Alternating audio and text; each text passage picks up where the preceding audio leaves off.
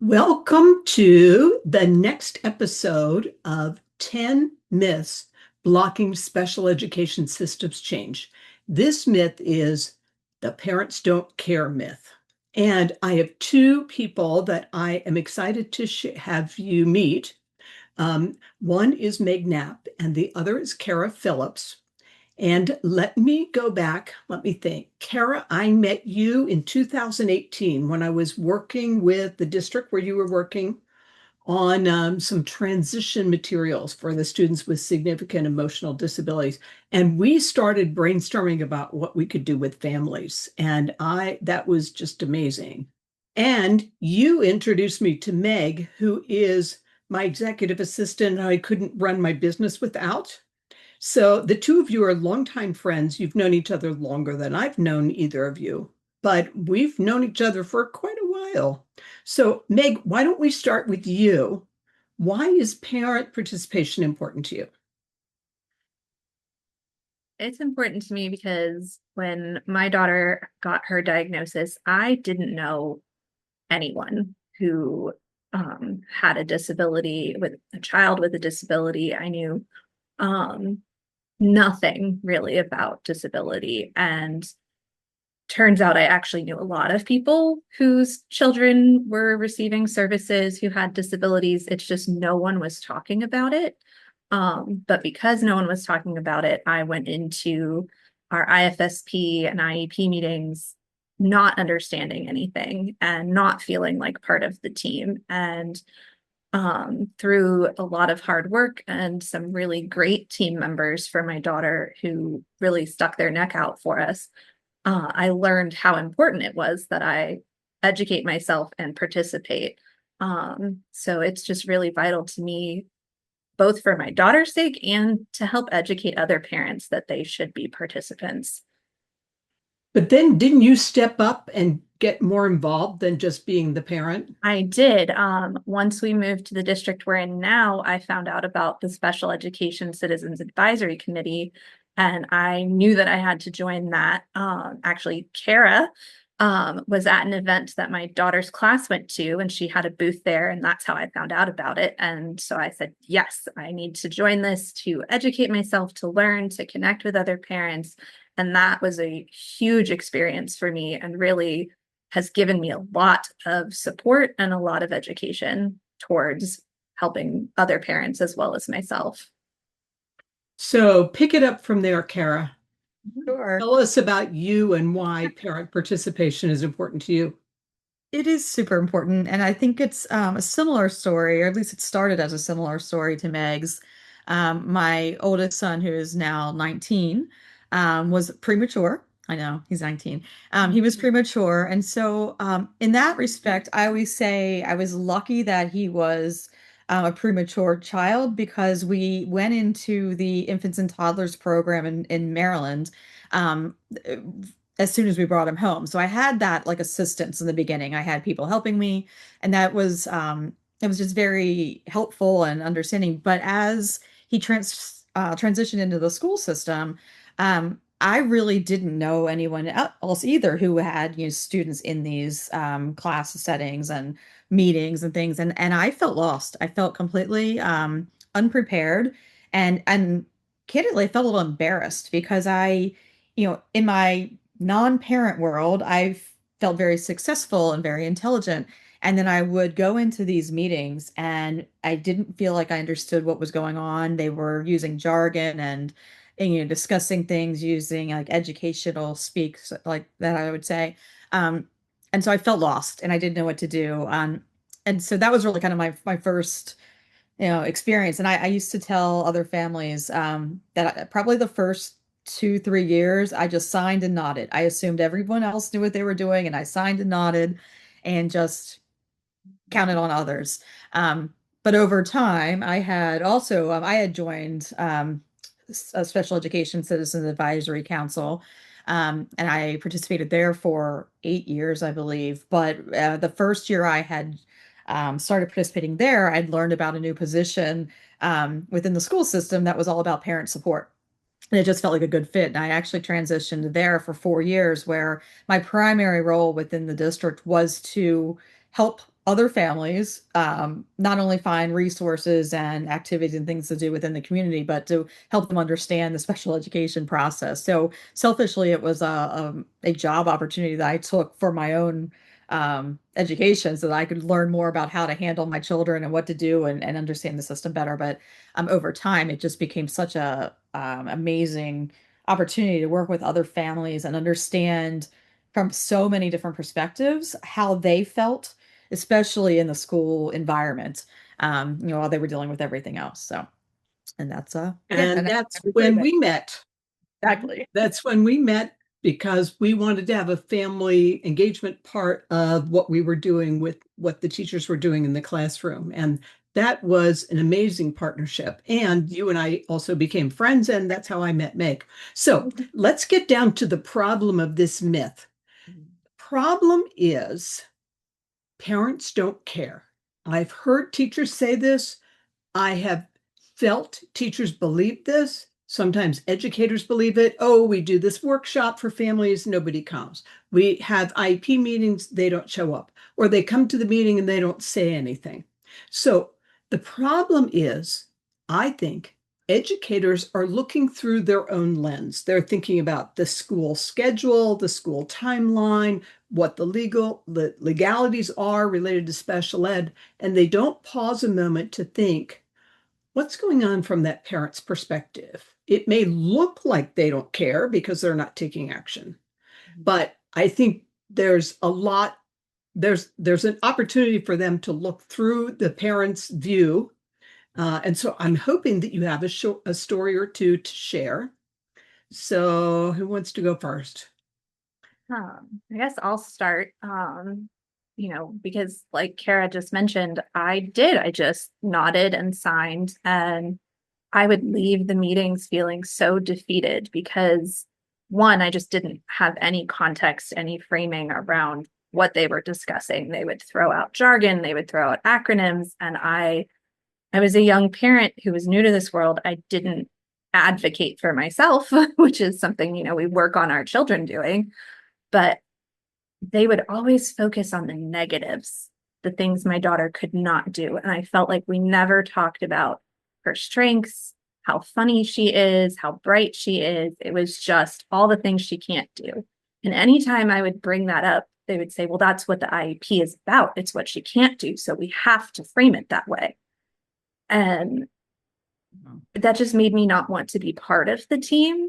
Like there was that divide anyway because of the jargon and because of my not understanding. But then you add on feeling like my child can't do anything and that this whole team just views her as this lump of a person, was really frustrating. And now that, I can advocate for myself and that I do feel like part of the team, it is a more balanced conversation. I do get to hear these great stories about the strengths and when there are weaknesses, like how do we play them off each other? She's struggling in this, but we noted this strength. How can we use it to get that weakness better? How can we integrate that strength into her goal so that she can meet it effectively? And so that was, I'm sure that some of her educators at the other end of the table were like, man, this parent just really isn't involved and isn't participating. But it was a balance of I don't feel like I know what I'm doing, and I just feel so drained at the end of these meetings that I go in dreading them. So what I hear in your story, before we go to one of Cara's stories, is there was a shift from your perspective. You were being judged, you were being blamed, you were excluded, that they were using language you didn't understand. They shifted it to let's collaboratively problem solve because we know that your child can make great progress. So it's a whole shift in the context for the conversation. I love that story. I mean, I hate that story and love it too. It's a great illustration. And I know I'm not the only one. Yeah. Oh no, I've heard similar. And in fact, I'm a parent of two kids that had IEPs, and I could tell my own stories there. But this is about you. Cara, how about you? Tell us a story of how this problem has shown up for you. On just a personal note to piggyback on what Meg was saying, I had almost the opposite experience with my first child in terms of I would go into the meetings and he was likable and everyone loved him. And the message I kept getting for the first couple of years while he was in the system was that um, he was always making progress. He was meeting his goals. Like he everything was so positive. Like it was wonderful. And it wasn't until probably his second grade year where I finally, learned to ask more questions, or maybe my husband even stepped in and clarified a few things that I didn't realize he has an intellectual disability, and I didn't at the time. Those first couple of years, I thought he was still playing catch up. Not that he hasn't, grown and has amazing strengths on his own, but in terms of actual academics, he continued just to fall further and further behind. And I didn't realize that because all of the messages I'd gotten in the meetings were that he was progressing and he was meeting goals, and that I just thought he was catching up. And so I felt like things were maybe a little too sugar coated on my perspective. So I think that, definitely sharing the entire story is important because, making sure they understand the good things and, the challenging things, but also ensuring that families truly understand what's being discussed. And I think that was a big miss for me personally. And then when I started attending meetings with other families, um, I saw that a lot too, and a lot of my role at that point became more of a translator, not necessarily for English, but for parent speak versus teacher speak. Um, for example, if they're, if when teachers sometimes come into a room, unless you're an educator yourself, and they start telling you, oh, they're at level C or level K, I had no idea what that meant, and I, realized that a lot of other families don't either. So I think that's that it wasn't that we didn't want to be involved. To bring it back to like, are we absent? I remember being asked for input, and I don't think I really gave a lot of input the first couple of years. I know that I was asked for it. I remember having sheets sent home in somewhat friendly language to say, oh, like tell me everything he does well, tell me things he's challenged with. And I don't think I probably didn't return those forms as often as I should have in retrospect, because I was looking at it from this is a school thing, and I don't really know how to teach him, so it must not be important. Um, and that that was a myth from a family perspective, but I didn't see where it fit in. I figured they were the experts. They knew what he needed, and I was relying on them. I didn't see the other side of it on why my expertise from a parent perspective would be so important to how they might help navigate him in school. So that's one of the You stories. learned that for yourself, and then you translated that for other parents so they could step forward. Absolutely. So let's bust that myth. The parents don't care myth, and cross it off. The truth is, if parents don't show up, if they don't participate in a meeting, or if they don't return those forms, there may be a reason. Mhm. And maybe we should start by listening to the parents and encouraging them. So I know that the two of you put your heads together and came up with some tips for both for parents and for teachers, which I think is amazing. So, and we're going to attach that to the show notes so that people can see them. But let's hear, Meg, how about if you start first with the parent one? So tell us about this handout. So we put our heads together and really through our discussion thought, there's things that educators need to know about parents, but also that, we as parents should know. And, we have some great resources like questions to ask at the IEP meeting, but this is more framed around advocating for yourself as a parent and really giving you tips on how to approach the team aspect, I guess I would say. So one of the things we kind of touched on is, we don't have this background knowledge. So one of the tips for families is ask questions until things make sense. This is something I really learned and admired about Cara in our education, the special education advisory meetings.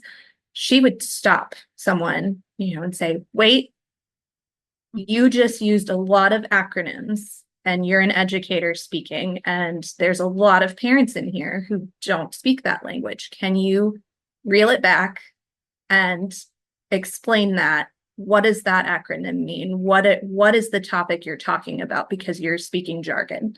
And so our advice is, stop the meeting and say, wait, I don't understand what level C is. I don't know what a BIP is. I don't understand the term you just used. Please explain it. And, I think we're trained to just think the expert is the expert and we should just be following along. But we have to understand our child's IEP, 504, whatever plan is in place. And we can't if we don't stop and ask those questions. Great. So there are 6 different tips that families can implement. And then, Cara, do you want to talk about the ones that what educators can do?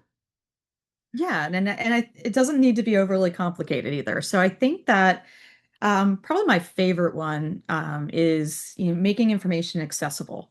And what I mean by that is remember that when you're sending home a document that might be 30 pages long, or with a lot of data and complicated information in it, that what would be incredibly helpful for a family would be to like have a one pager, just summarize it. And thankfully, since in the last year or two, we're actually in a great place that, educators can easily use AI, obviously not putting in, proprietary information or something, but there is a really simple way to upload an entire thing and just kind of spit it out in parent-friendly language.